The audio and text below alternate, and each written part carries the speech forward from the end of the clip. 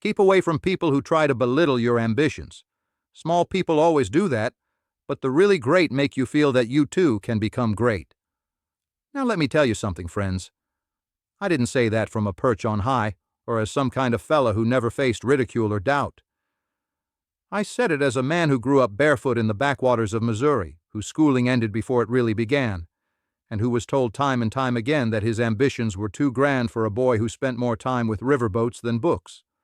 But I believed, and I dared to dream. Not always with confidence, no, sometimes with great uncertainty, but with enough grit to try, fail, and try again. You see, I met my fair share of small people, and I don't mean stature.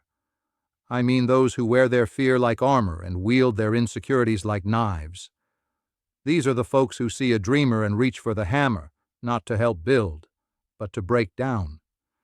Now, I've got no quarrel with humility, but there's a world of difference between humility and belittlement. The former is a virtue, the latter is poison. The small-minded cannot stand the sight of a soul bold enough to try something different because it reminds them of what they've buried inside themselves: ambition unfulfilled, courage untapped, potential unexplored. When I said, keep away from them, I didn't mean to scorn or hate. I meant protect your light, because the world will offer you countless reasons to dim it. Don't let a single voice, no matter how loud, turn down your brightness.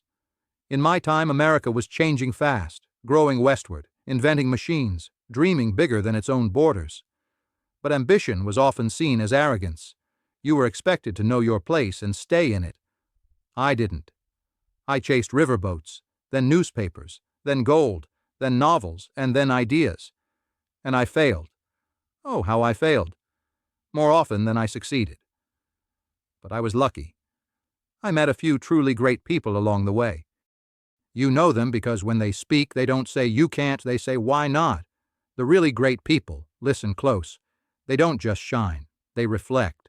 They make you see a version of yourself you hadn't yet dared to believe in. They don't clip your wings, they teach you how to fly. Now fast forward to your world. Yes, I've been keeping an eye on you all. Your world is noisier, faster, and more crowded than mine ever was. But in some ways it hasn't changed at all. You still have your dreamers and your doubters, your builders and your breakers, your uplifters and your underminers. Only now the voices of belittlement are louder. They live in your screens. They multiply like mosquitoes in summer. Every time you share a dream, someone is waiting to dismiss it, mock it, or turn it into a punchline. But here's the thing. Greatness is not loud. It's not flashy. And it sure as sin isn't cruel. Greatness is quiet encouragement. It's an open door. It's a hand extended when you stumble. And if you're lucky enough to find someone like that, hold on tight. And better yet, become that for someone else. Because what the world needs now more than ever isn't more critics. It needs more encouragers, more mentors, more people willing to say, I see something in you.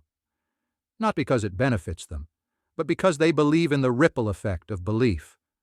So here's my advice to you, for today and for your future. Cultivate your ambitions like a garden. Fence them off from doubters until they're strong enough to weather the wind. Surround yourself with those who see the horizon, not the fence post. And when you reach even a little of your own potential, don't use it to climb higher and forget the rest. Use it to reach back.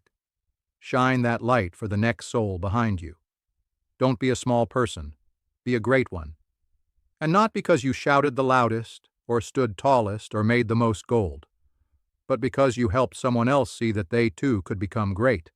That's the kind of legacy that outlives your name, outlasts your wealth, and outshines any fame. So, dream big, speak kindly, and never, never let anyone belittle what burns inside you. Yours in wit and wisdom, Mark Twain.